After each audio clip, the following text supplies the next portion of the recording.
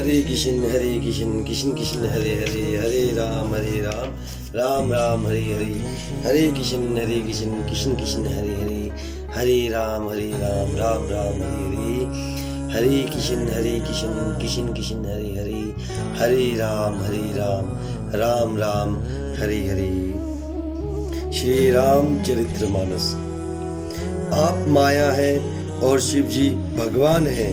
आप दोनों समस्त जगत के माता पिता हैं। यह कहकर मुनि पार्वती जी के चरणों में सिर नवाकर चल दिए। उनके शरीर बार बार पुलकित हो रहे थे। मुनियों ने जाकर हिमवान को पार्वती जी के पास भेजा और वे विनती करके उनको घर ले आए। फिर सप्त ऋषियों ने शिव जी के पास जाकर उनको पार्वती जी की सारी कथा सुनाई। पार्वती जी का प्रेम सुनते ही शिव जी आनंद मग्न हो गए। सप्त ऋषि प्रसन्न होकर अपने घर ब्रह्मालोक को चले गए। तब सुजान शिव जी मन को स्थिर करके श्री रघुनाथ जी का ध्यान करने लगे। उसी समय तारक नाम का असुर हुआ, जिसकी भुजाओं का बल, प्रताप और तेज बहुत बड़ा था। उसने सब लोक और लोकपालों को जीत लिया। सब देवता सुख और संपत्ति से रहित हो गए। वह अजर अमर था, इसलिए किसी से जीता नहीं जाता था। देवता उसके साथ बहुत तरह की लड़ाइयाँ लड़कर हार गए। तब उन्होंने ब्रह्मा जी के पास जाकर पुकार मचाई। ब्रह्मा जी ने सब देवताओं को दुखी देखा।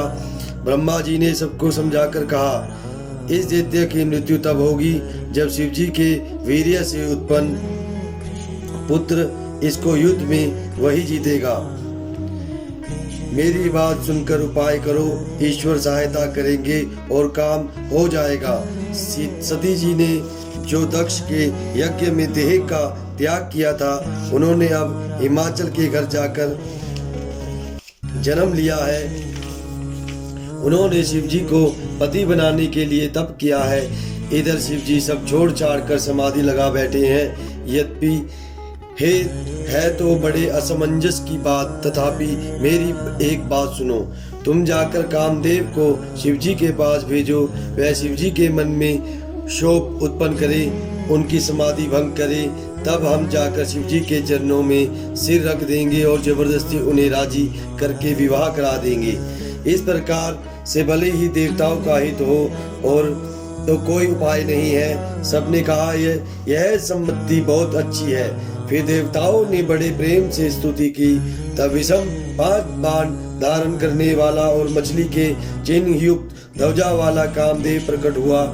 देवताओं ने कामदेव से अपनी सारी विपत्ति कही। सुनकर कामदेव ने मन में विचार किया और हंसकर देवताओं से यो कहा कि शिव जी के साथ विरोध करने में मेरी कुशल नहीं है, तथापि मैं तुम्हारा काम तो करूंगा, क्योंकि वे दूसरे के उपकार को परम धर्म कहते हैं। जो दूसरे के हित के लिए अपना शरीर त्याग देता है, संत सदा उसकी बड़ाई करते हैं। यो कहकर और सबको सिर नवाकर कामदेव अपने पुष्प के धनुष को हाथ में लेकर वसंत आदि सहायकों के साथ चला। चलते समय कामदेव ने हृदय में ऐसा विचार किया कि शिव जी के साथ विरोध करने से मेरा मरण निश्चित है।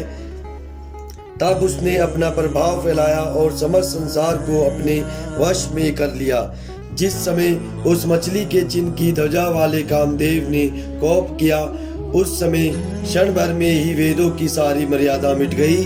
ब्रह्मचर्य, नियम, नाना प्रकार के संयम, धीरज, धर्म, ज्ञान, विज्ञान, सदाचार, जप, योग, वैराग्य आदि विवेक की सारी सेना डरकर भाग गई। विवेक अपने सहायकों सहित भाग गया। उसके योद्धा रणभूमि से पीठ दिखा रहे। उस समय वे सब सदग्रंथ रूपी पर्वत की कंदराओं में जा छिपे, अर्थात ज्ञान, वैराग्य, संयम, नियम, सदाचार आदि ग्रंथों में ही लिखे रह गए। उनका आचरण छूट गया। सारे जगत में खलबली मच गई और सब कहने लगे, हे विधाता, अब क्या होने वाला है? हमारी रक्षा कौन करेगा? ऐसा दो सिर वाला कौन है जिसके लिए रति के पति कामदेव ने कोप करके हाथ में धनुष बाण उठाया है? जगत में स्त्री पुरुष संज्ञा वाले जितने चर अचर प्राणी थे, वे सब अपनी अपनी मर्यादा छोड़कर काम के वश हो गए। सबके हृदय में काम की इच्छा हो गई। लताओं, बेलों और देखकर वृक्षों की डालियां झुकने लगी। नदियां उमड़ उमड़ कर समुद्र की ओर दौड़ी और ताल तलैया भी आपस में संगम करने मिलने जुलने लगी।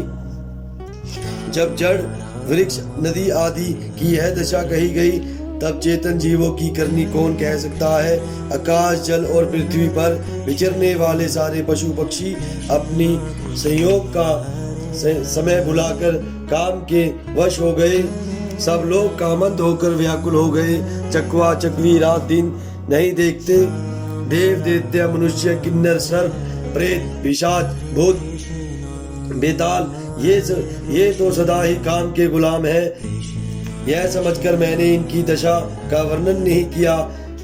सिद्ध, विरक्त, महामुनि और महान योगी भी काम के वश होकर योग रहित या स्त्री के विरही हो गए। जब योगीश्वर और तपस्वी भी काम के वश हो गए, तब पामर मनुष्यों की कौन कहे।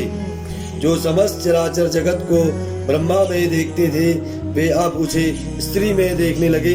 स्त्रियां सारे संसार को पुरुष में देखने लगी और पुरुष उसे स्त्री में देखने लगे। 2 घड़ी तक सारे ब्रह्मांड के अंदर कामदेव का रचा हुआ यह कौतुक तमाशा रहा। किसी ने भी हृदय में धैर्य धारण नहीं किया। कामदेव ने सबके मन हर लिए। श्री रघुनाथ जी ने जिनकी रक्षा की, केवल वे ही उस समय बचे रहे।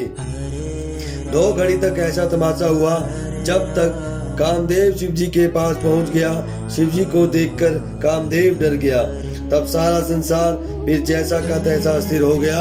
तुरंत ही जब सब जीव वैसे ही सुखी हो गए जैसे मतवाले नशा पिए हुए लोग मद नशा उतर जाने पर सुखी होते हैं। दुराधर्ष, जिनको पराजित करना अत्यंत ही कठिन है, और दुर्गम, जिनका पार पाना कठिन है।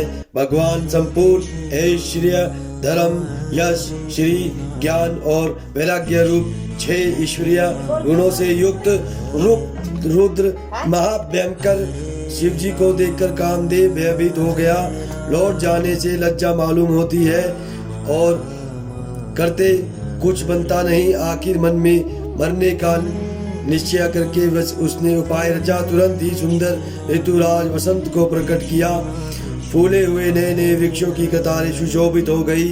वन, उपवन, बावली, तालाब और सब दिशाओं के विभाग परम सुंदर हो गए।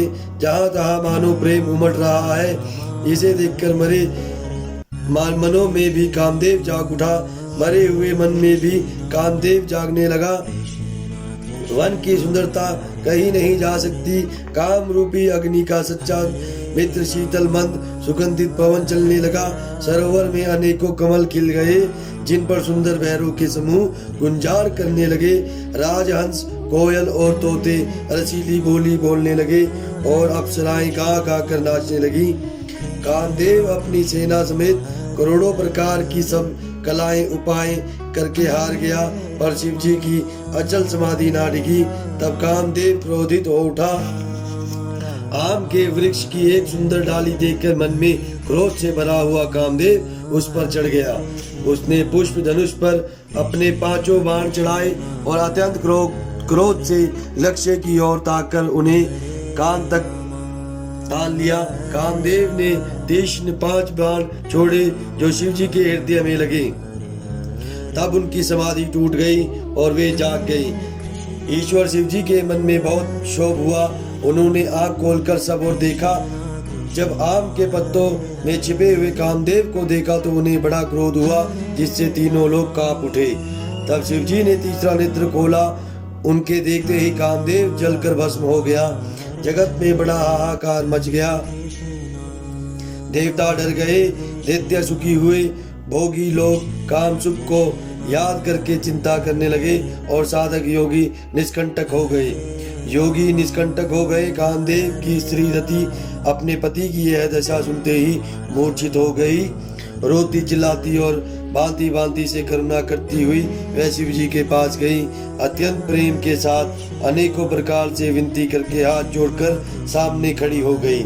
शीघ्र प्रसन्न होने वाले कृपालु शिव जी अबला असहाय स्त्री को देखकर सुंदर उसको सांत्वना देने वाले वचन बोले। हे रति, अब से तेरे स्वामी का नाम अलग होगा, वह बिना ही शरीर के सबको व्यापेगा। अब तू अपने पति से मिलने की बात सुन। जब पृथ्वी के बड़े भारी भार को उतारने के लिए यदुवंश में श्री कृष्ण का अवतार होगा, तब तेरा पति उनके पुत्र प्रघुम के रूप में उत्पन्न होगा। मेरा यह वचन अन्यथा नहीं होगा। शिवजी के वचन सुनकर रति चली गई। अब दूसरी कथा बखान कर विस्तार से कहता हूँ। ब्रह्मादि देवताओं ने ये सब समाचार सुने तो वे बैकुंठ को चले। फिर वहां से विष्णु और ब्रह्मा सहित सब देवता वहां गए जहाँ कृपा के धाम शिवजी थे। उन सब ने शिवजी की अलग अलग स्तुति की। तब शशि भूषण शिवजी प्रसन्न हो गए। कृपा के समुद्र शिवजी बोले, हे देवताओं, कहिए आप किस लिए आए हैं? ब्रह्मा जी ने कहा, हे प्रभु, आप अंतर्यामी हैं, तथापि हे स्वामी, भक्तिवश मैं आपसे विनती करता हूँ। हे शंकर, से सब देवताओं के मन में ऐसा परम उत्साह है कि हे नाथ, वे अपनी आंखों से आपका विवाह देखना चाहते हैं। हे कामदेव के मद को चूर करने वाले, आप ऐसा कुछ कीजिए जिससे सब लोग इस उत्सव को नेत्र भर कर देखें। हे कृपा के सागर, कामदेव को भस्म करके आपने रति को जो वरदान दिया सो बहुत ही अच्छा किया। हरे कृष्ण कृष्ण कृष्ण हरे हरे, हरे राम राम राम हरे हरे, हरे कृष्ण कृष्ण कृष्ण हरे हरे, हरे राम राम राम हरे हरे, हरे कृष्ण कृष्ण कृष्ण हरे हरे, हरे राम राम राम हरे हरे।